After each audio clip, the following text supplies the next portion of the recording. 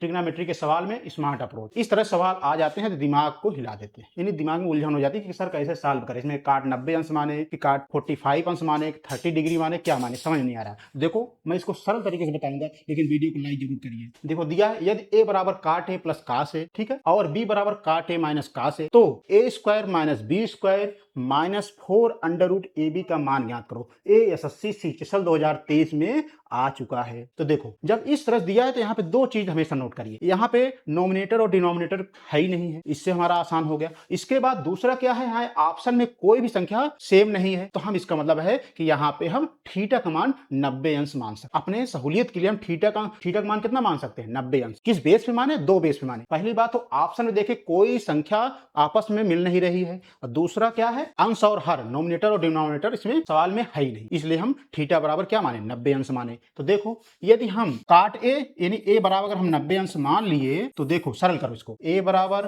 काट 90 अंश plus cos 90 अंश। बच्चों आप सारणी में जाकर के ट्रिग्नोमेट्री में देख लोगे, काट 90 अंश का मान 0 होता है और कास 90 अंश का मान 0 होता है। तो मतलब क्या है, मेरे कहने का मतलब है a बराबर 0 और प्लस 0, एक मान कितना आ गया, 0 आ गया। सेम वैल्यू हम b वाले में रख देते हैं, b बराबर काट 90 अंश माइनस कास 90 अंश, इसका भी मान क्या आ गया, 0 आ गया। भाई जब एक मान 0 आ गया, b का मान 0 आ गया, तो हमारा आंसर क्या आया, जब हम a और b का मान 0 रखेंगे तो जो हमारा इक्वेशन क्या हो जाएगा, शून्य हो जाएगा, 0 हो जाएगा। तो किस ऑप्शन मिल रहा है, a में, अर्थात इसका मान क्या होगा, 0 होगा। समझ गए कि नहीं। इसमें आपको दो कंसेप्ट याद रखना है कि यदि ऑप्शन में संख्या समान नहीं है, दूसरा है कि जो इक्वेशन दिया है ये अंश और हर में नहीं है, तो हम थीटा का मान जो मानेंगे वो 90 अंश मानेंगे। ठीक है, इस तरह से त्रिकोणमिति में आया हुआ सवाल सॉल्व हुआ।